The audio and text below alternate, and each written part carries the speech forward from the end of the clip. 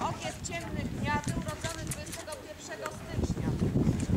155, 174, 211.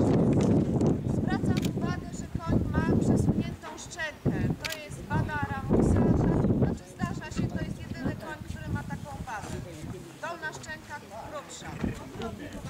Aramus Christine Sorbitałem. Christine biegała 2-3-letnią 9 razy, 2 razy wygrała z miejscem Żywi Wisły w Soliny i w Oaks. I to jest jej pierwsze źrebie.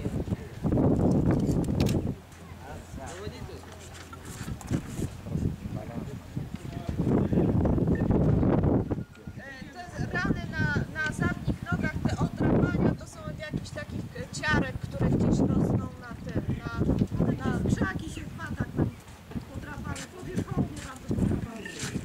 Dziękujemy.